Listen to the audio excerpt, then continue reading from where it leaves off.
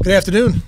We're looking forward to this Saturday's matchup with Nebraska, an opportunity for us to not only play a Big Ten football game here back at High Point Solutions Stadium, but also a day to honor our veterans in our Military Appreciation Day.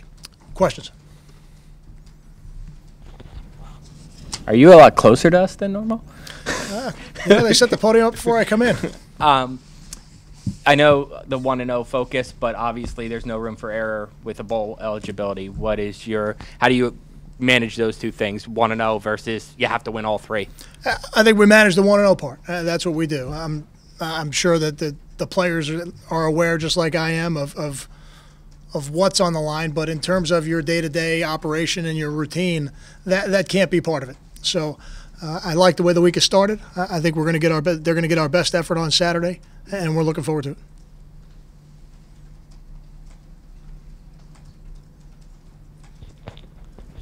it. Kyle, we talked a lot about Grant over the course of the weekend and the play that he made, or the plays he made on special teams. Now getting Special Teams Player of the Week for the second time, what does that mean to this program to kind of define you guys in the scheme of the Big Ten? It's exciting for Janarian. It's exciting for our team. I think it's really exciting for the other 10 players that are on those units. I think they all share in that award. As spectacular a returner as Janarian is, and as much of a weapon as he is, it's not just him. There's a lot of great blocks on that kickoff return. There's some tremendous efforts on that punt return that got us into a position to kick a field goal before the half. So I think even though it is an individual award, we're going to celebrate it with more than just Janarian, that's for sure. And it's just one more way that he continues to show that he can be a difference maker. What's the challenge with Tommy Armstrong's a dual threat guy too, right? He really is. And yeah, I think the challenge is he's an excellent athlete, but he's really doing a nice job as a quarterback. They're playing at just about 50-50 on first and second down in terms of run pass. You got a guy who has started 29 games, in his career there, thrown for over 2,000 yards already, 2-to-1 touchdown interception. So he's a good decision maker, very good passer, and if you don't contain him, he can really make a difference in the run game.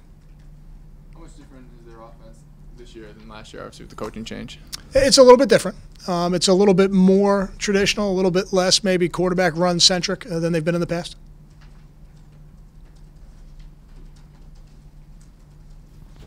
Kyle, is there a degree to which you feel like your job security is tied to bowl eligibility? I don't think of it. I would tell you, and this is after 22 years of coaching, if you're looking for job security, being a college football coach is probably not the profession you should be looking for. This is a high-performance industry. I think everybody gets into it with open eyes, and I don't feel that way. I feel fully supported by the administration here at Rutgers. Is Nebraska better? I know you are what your record says you are, but do you think Nebraska is better than their record? I mean, I think they have 4 losses by like 20 points or something like that. I don't know if I can answer that question, but what I can tell you is they're a really talented football team, and not just a talented football team. They play a lot of players. They play in multiple personnel groups on offense, so they're playing probably 11 personnel is probably the number 1 personnel group, but they play a significant amount in 21 and 12.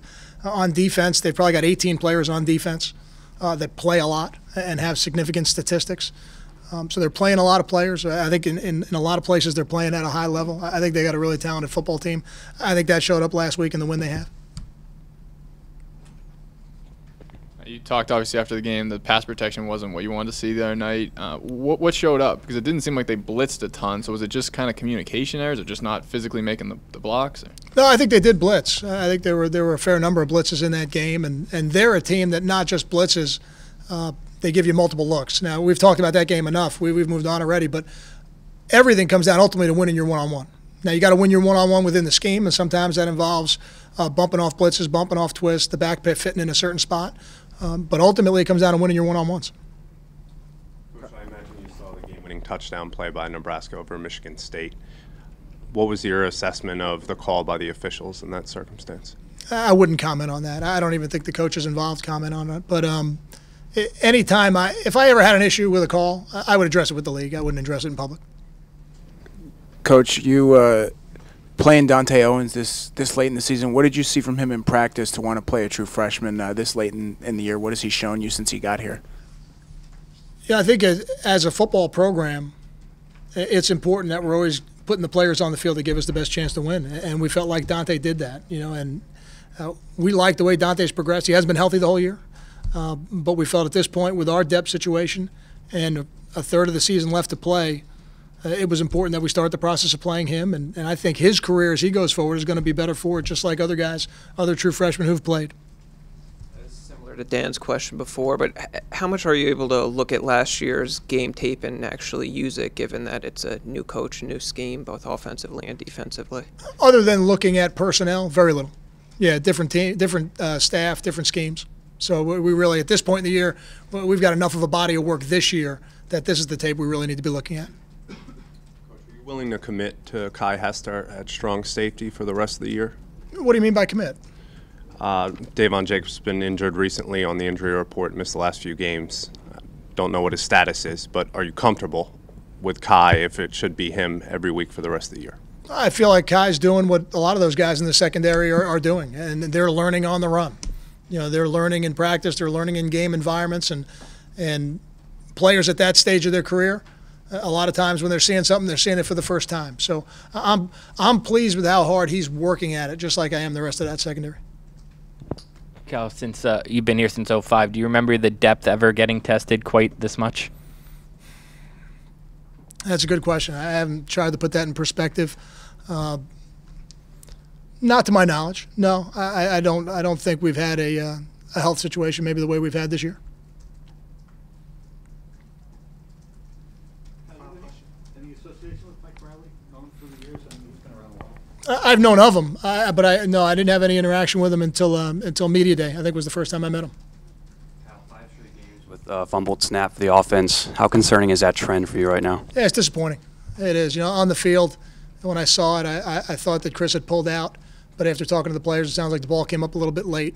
Ultimately, it's always on both of them, and it's something we got to get fixed. Something that going forward, we can't afford to put ourselves behind schedule because of an unforced error, just like a false start, just like a lining offside. Those are unforced errors. Those are the things we got to eliminate. Thank you.